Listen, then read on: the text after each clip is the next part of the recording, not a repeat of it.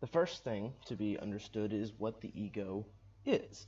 A child is born without any knowledge, any consciousness of his own self. And when a child is born, the first thing that he becomes aware of is not himself. The first thing that he becomes aware of is the other. It's natural. It's because the eyes open outwards and the hands touch others, the ears listen to others, and the tongue tastes food, the nose smells the outside. Now, all of these senses open outwards. This is what birth means. Birth means coming into this world, the world of the outside. So when a child is born, he's born into this world. He opens his eyes and sees others. Other means the thou. He becomes aware of the mother first, and then by and by he becomes aware of his own body.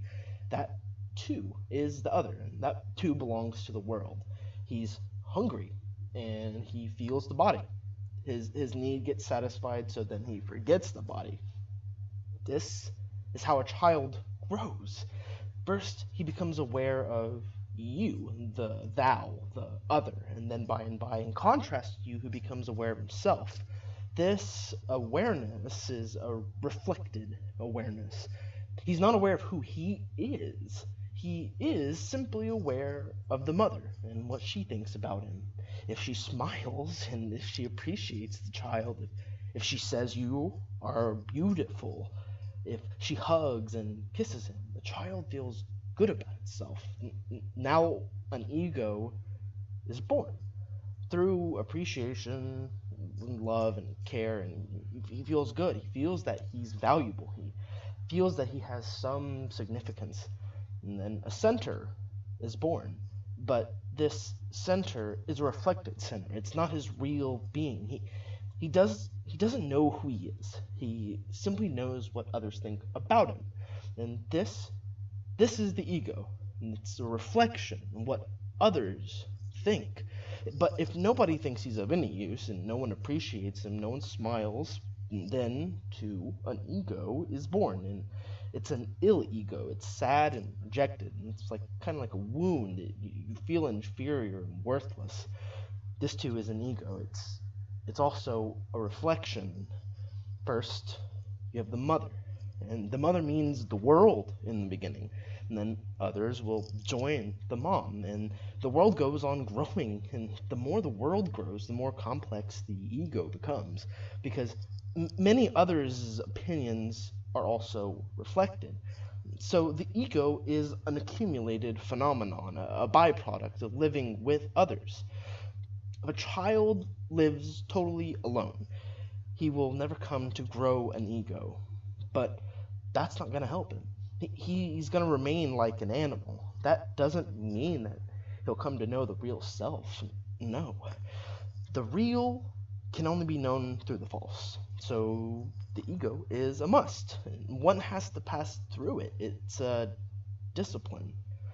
The real can only be known through the illusion. You can't know the truth directly. First, you have to know that which is not true. First, you have to encounter the untrue. Through that encounter, you become capable of knowing the truth. If you know the false as the false, the truth will dawn upon you. Ego is a need. It's a social need. It's a social byproduct, and the social society means all that is around you. Not you, but all that's around you. The all minus you is the society, and everybody reflects. You're going to go to school, and the teacher is going to reflect who you are. You will be in friendships with other children, and they will reflect who you are. And by, everybody is adding to your ego. And everybody is trying to modify it in such a way that you don't become a problem to the society. They're not concerned with you. They're concerned with the society. Society is concerned with itself, and quite frankly, that's how it should be. They're not concerned that you should become a self-knower. They're concerned that you should become an efficient part in the mechanism of the society. You should fit into the pattern. So they're trying to give you an ego that fits with that society. They teach you morality. Morality means giving you an ego which will fit with the society. If you're immoral, you will always be a misfit somewhere or another. That's why we put criminals in prisons. Not that they've done something wrong, not that by putting them in prisons we're going to improve them. No, they simply don't fit. They're troublemakers. They have certain types of egos of which the society doesn't approve. If the society approves, then everything's good. One man kills somebody, and he is a murderer. And that same man in wartime kills thousands, and he becomes a great hero. The society is not bothered by a murder, but the murder should be committed for the society. Then it's all right. The society doesn't bother about morality. Morality means only that you should fit with the society. If the society is at war, then the morality changes. If the society is at peace, then there is a different morality. Morality is a social politics. It is diplomacy. And each child has to be brought up in such a way that he fits into the society. That's all.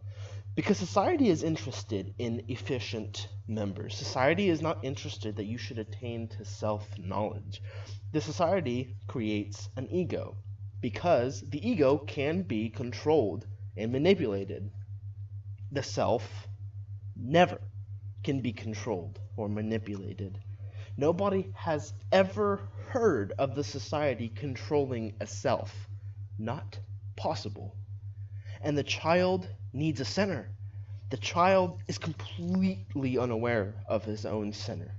The society gives him a center, and the child is by and by convinced that this is his center, the ego that society has given him. A child comes back to his home. If he has come first in his class, the whole family is happy. You hug and you kiss him, and you take the child on your shoulders and dance, and you say, "What a beautiful child. You are a pride to us." You're giving him an ego, a subtle ego. And if the child comes home dejected, unsuccessful, a failure, he couldn't pass, or he's just been on the backbench, then no one appreciates him, and the child feels rejected. He's going to try harder next time, because the center feels shaken. Ego is always shaken, always in search of food that somebody should appreciate it. That's why you continuously ask for attention. You get the idea of who you are from others. It is not a direct experience. It is from others that you get the idea of who you are. They shape your center. This center is false because you carry your real center. That is nobody's business. Nobody shapes it. You come with it. You are born with it. So you have two centers. One center you come with, which is given by existence itself. That is the self, and the other center, which is created by the society, is the ego. It is a false thing, and it is a very great trick. Through the ego, the society is controlling you. You have to behave in a certain way, because only then does the society appreciate you. You have to walk in a certain way. You have to laugh in a certain way. You have to follow certain manners, morality, a code. Only then will the society appreciate you. And if it doesn't, your ego will be shaken. And when the ego is shaken, you don't know where you are or who you are. The others have given you the idea, and that idea is the ego. Try to understand it as deeply as possible, because this has got to be thrown. And unless you can throw it, you will never be able to attain to the self. Because you're addicted to the center. You cannot move. You cannot look at yourself. And remember, there's going to be some interim period, some interval when your ego will be shattered, when you will not know who you are, when you will not know where you're going, when all boundaries will melt. You will simply be confused, a chaos. Because of this chaos, you're afraid to lose the ego. But it has to be so. One has to pass through the chaos before one attains to the real center. If you're daring, this period will be small.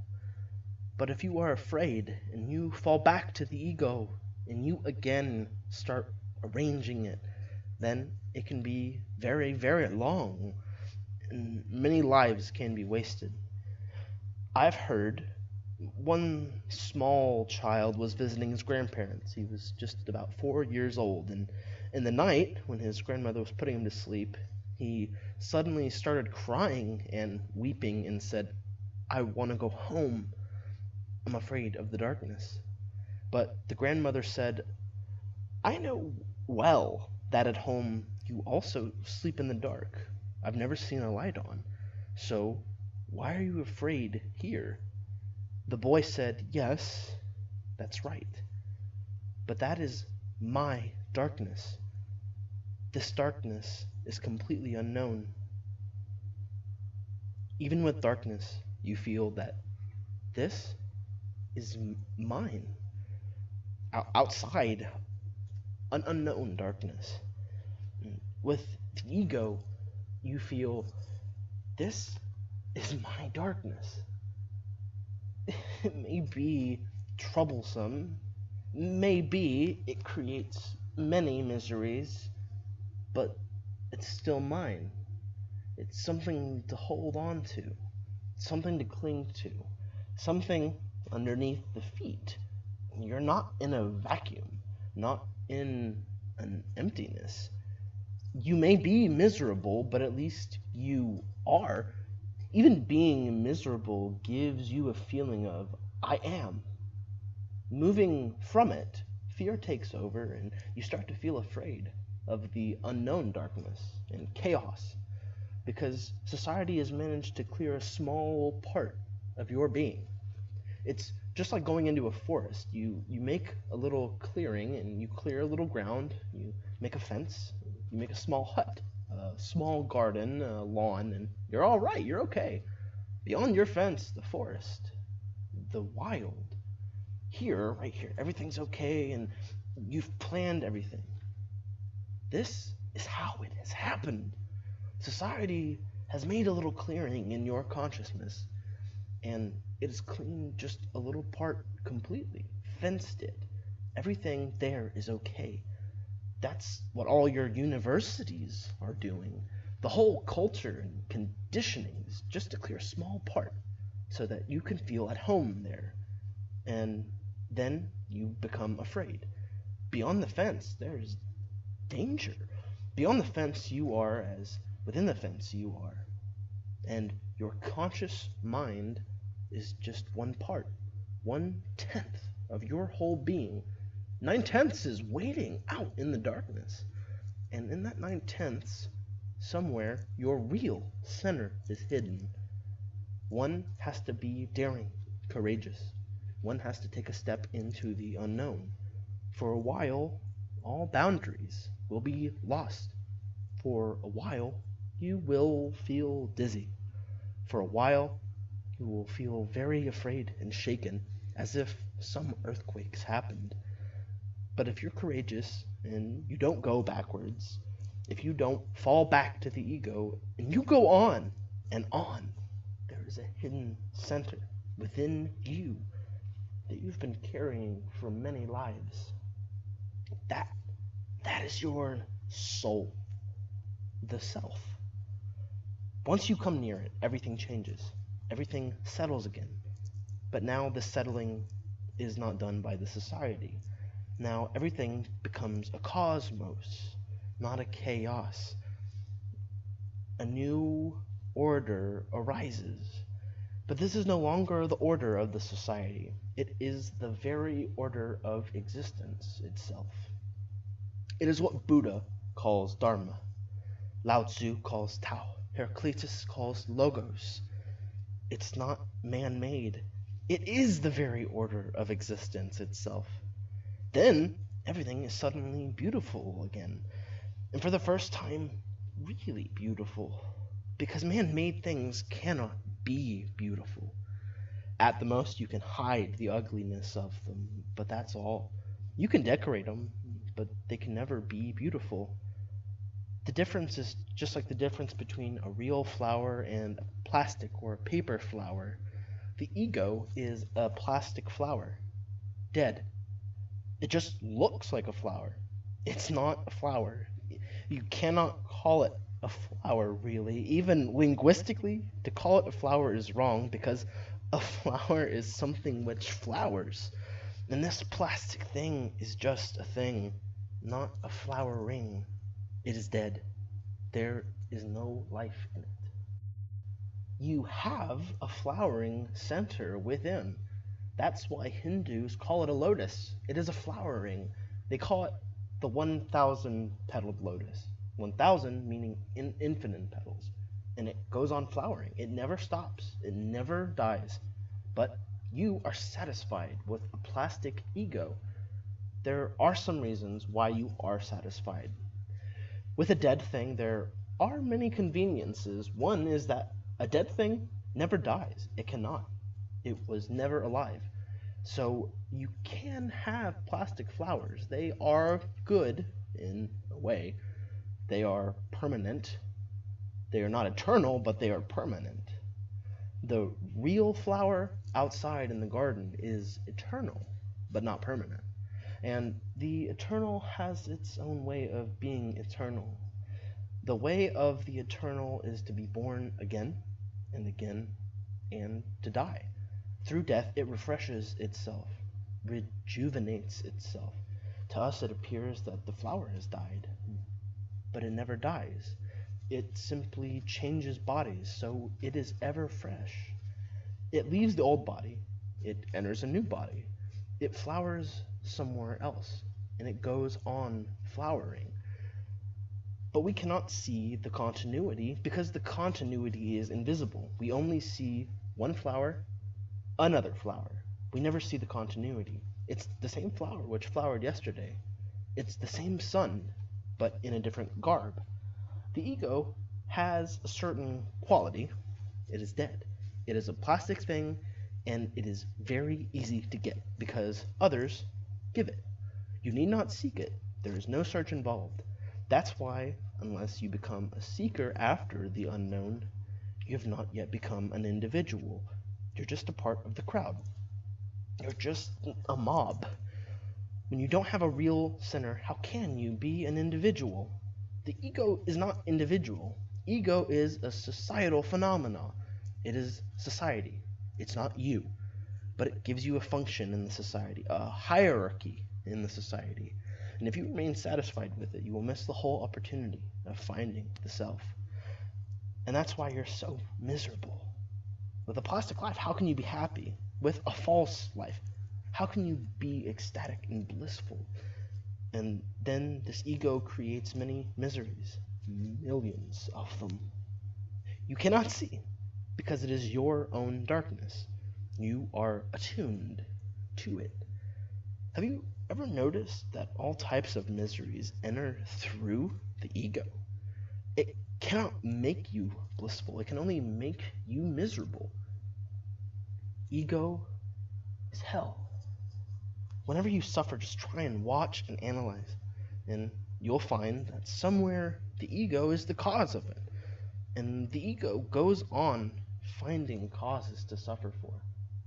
You are an egoist, as everyone is.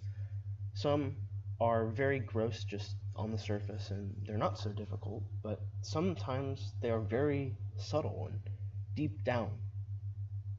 They are the real problems, you see. This ego comes continuously in conflict with others because every ego is so unconfident about itself. It has to be. It's a false thing. When you don't have anything in your hand and you just think that something's there, then there will be a problem. If somebody says there's nothing, immediately the fight will start because you also feel that there is nothing, and the other makes you aware of the fact. Ego is false. It is nothing. That you also know. How can you miss knowing it? It's impossible. A conscious being, how can he miss knowing that this ego is just false? And then others say that there is nothing. And whenever the others say that there is nothing, they hit a wound. They say a truth, and nothing hits like the truth. You have to defend, because if you don't defend, if you don't become defensive, then where will you be? You'll be lost. The identity will be broken. So you have to defend and fight. That is the clash. A man who attains to the self is never in any clash. Others may come and clash with him, but he's never in a clash with anyone. It happened that one Zen master was passing through a street. A man came running and hit him hard, and the master fell down. Then he got back up and started to walk in the same direction which he was going before, not even looking back. A disciple was with the master. He was simply shocked. He said, "Who is this man? What is this? If one lives in such a way, then anybody can come and kill you. And you have not even looked at that person. Who he is and why he did it." And the master said, "That's his problem, not mine. You can clash with an enlightened man, but that is your problem, not his. If you're hurt in that clash, that too is your own problem. He cannot hurt you. It's like knocking against a wall.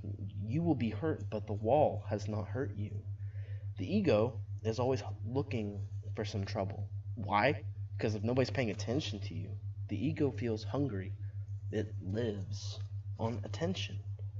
So even if somebody's fighting and angry with you, that's good, because at least the attention's getting paid. If somebody loves, it's okay. If somebody is not loving you, then even anger will be good. At least the attention's coming to you. But if no one's paying any attention to you, and nobody thinks you're somebody important, significant, then how will you feed your ego? Others' attention is needed. In millions of ways, you attract the attention of others. You dress in a certain way. You try to look beautiful. You behave. You become very polite. You change. When you feel what type of situation is there, you immediately change so that people pay attention to you. This is a deep begging. A real beggar is one who asks for and demands attention. And a real emperor is someone who lives in himself. He has a center of his own, and he doesn't depend on anyone else. Buddha sitting under his Bodhi tree, if the whole world suddenly disappears, will it make any difference to Buddha? None. It will not make any difference if the whole world disappears. It won't make a difference because he's attained to the center. But you, if the wife escapes or divorces you, goes to someone else, you're like completely shattered because she's been paying attention to you, caring and loving and moving around you, helping you to feel that you were somebody. Your whole empire's lost. You're simply shattered. You start thinking about suicide. Why? Why, if a wife leaves you, should you commit suicide? Why, if a husband leaves you, should you commit suicide? Because you don't have any center of your own. The wife was giving you the center. The husband was giving you the center. This is how people exist. This is how people become dependent on others. It's a deep slavery. Ego has to be a slave. It depends on others. And only a person who has no ego is, for the first time, a master. He's no longer a slave. Try and understand this. And start looking for the ego. Not in others. That's not your business. But in yourself.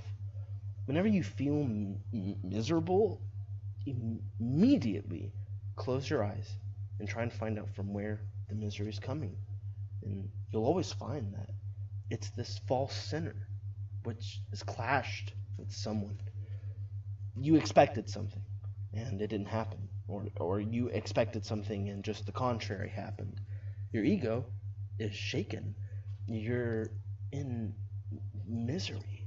Just look, whenever you're miserable, try and find out why. Causes are not outside you. The basic cause is within you, but if you're always looking outside, you're going to ask, who is making me miserable? Who is the cause of my anger? Who is the cause of my anguish? And if you look outside, you'll miss it. Just close the eyes and always look within. The source of all misery, all the anger and anguish is hidden in you, your ego. And if you find the source, it'll be easy to move beyond it. If you can see that it is your own ego that gives you trouble, you're going to prefer to drop it. Because no one can carry the source of misery if he understands it. And remember, there's no need to drop the ego. You cannot drop it. If you try to drop it, you will attain to a certain subtle ego, which says, I have become humble. Don't try to be humble. That's, again, the ego in hiding, but it's not gone. Don't try to be humble. No one can try humility, and nobody can create humility through any effort of his own. No. When the ego is no more, a humbleness comes to you. It's not a creation. It's a shadow of the real center. And a really humble man is neither humble nor egoistic. He is simply simple. He's not even aware that he's humble. If you are aware that you're humble, the ego is there. Look at humble persons. There are millions who think that they are very humble. They bow down very low. But watch them. They are the subtlest egoists. Now, humility is their source of food. They say, I am humble. And then they look at you and wait for you to appreciate them. You really are humble, they would like you to say. In fact, you are the most humble man in the world. No one is as humble as you are. Then see the smile that comes to their faces. What is ego? Ego is a hierarchy that says, no one is like me. It can feed on humbleness. Nobody is like me. I am the most humble man. It happened once. A fakir, a beggar, was praying in a mosque just early in the morning when it was still dark. It was a certain religious day for the Mohammedans. And he was praying. He was saying, I am nobody. I am the poorest of the poor, the great sinner of sinners. Suddenly there was another person who was praying, and he was the emperor of that country. And he was not aware that there was somebody else there who was praying. It was dark. And the emperor was also saying, I am nobody. I'm nothing. I'm just empty, a beggar at our door. When he heard that someone else was saying the same thing, he said, Stop! Who is trying to overtake me? Who are you? How dare you say before the emperor that you're nobody when he is saying that he is nobody? This is how the ego goes. It is so subtle. Its ways are so subtle and cunning. You have to be very, very alert, and only then will you see it. You don't try to be humble. Just try and see that all misery and anguish comes through it. Just watch. There's no need to drop it. You cannot drop it. Who will drop it? Then the dropper will become the ego. It always comes back. So whatsoever you do, stand out of it and look and watch. Whatever you do, humbleness and humility, simplicity, nothing's going to help. Only one thing is possible, and that's just to watch and see that it is the source of all misery. Don't say it. Don't repeat it. Watch. Because if I say that it's the source of all misery and you repeat it, then it's useless. You have to come to that understanding. And whenever you're miserable, just close your eyes and don't try to find some cause outside of yourself. Try to see from where this misery is coming from. It is your own ego. If you continuously feel and understand, and that understanding that the ego is the cause becomes so deep-rooted, one day you will suddenly see that it's disappeared. Nobody's going to drop it. Nobody can drop it. You simply see, and it simply disappeared. Because the very understanding that ego causes all misery becomes the dropping. The very understanding is the disappearance of the ego. And you are so clever in seeing the ego in others. Anybody can see someone else's ego. When it comes to your own, then the problem arises. Because you don't know the territory. You've never traveled on it. The whole path towards the divine, the ultimate, has to pass through this territory of the ego. The false has to be understood as the false. The source of misery has to be understood as the source of misery, then it simply drops. When you know it's poison, it drops. When you know it's fire, it drops. When you know that this is the hell, it drops. And then you never say, I've dropped the ego. Then you simply laugh at the whole thing. The joke that you were the creator of all misery. I was looking at a few cartoons of Charlie Brown, and in one cartoon he's playing with building blocks and makes a house out of kids' blocks. And he's sitting in the middle of the blocks building the walls, and then a moment comes where he's like completely enclosed, and all around he's made a wall. And he cries, help, help. He's done the whole thing.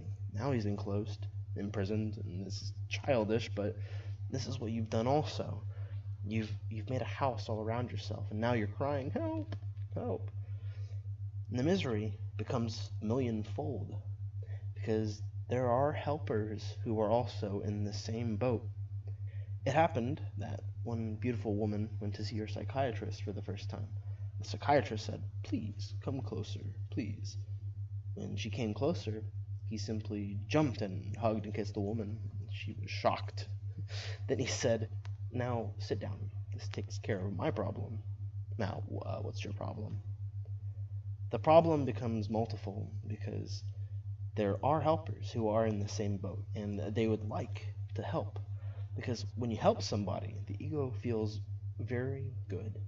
Very, very good. Because then you are a great helper, a great guru, or a great master. So you are helping so many people. The greater the crowd of your followers, the better you feel. But you're in the same boat. You cannot help them. Rather, you will harm them. People who still have their own problems cannot be of much help. Only someone who has no problems of his own can help you. And only then is there the clarity to see through you. A mind that has no problems of its own can see you. You become transparent. A mind that has no problems of its own can see through itself. That's why it becomes capable of seeing through others. In the West, there are many schools of psychoanalysis, many schools, and no one is reaching people, but rather harm. Because the people who are helping others or trying to help or posing as helpers are in the same boat. And it's difficult to see one's own ego. It's very easy to see others, but that's not the point. You can't help them. Just try and see your own. Just watch it. Don't be in a hurry to drop it. Just watch it. The more you watch, the more capable you'll become. Suddenly one day, you simply see that it's dropped. And when it drops by itself, only then does it drop. There's no other way. Prematurely, you can't drop it. It drops like a dead leaf. The tree's not doing anything. Just a breeze, a situation, and the dead leaf simply drops. The tree's not even aware that the dead leaf's dropped. It makes no noise. It makes no claim. Nothing. The dead leaf simply drops and shatters on the ground, just like that. When you are mature, through understanding and awareness, you felt totally that the ego is the cause of all your misery. Simply, one day you see the dead leaf dropping. It settles into the ground and dies of its own accord. You've not done anything, so you can't claim that you've dropped it. You see that it simply disappeared. And then the real center arises. And that real center is the soul, the self, the God, the truth, whatever you want to call it. It's nameless, so all names are good. You can give it any name of your own liking.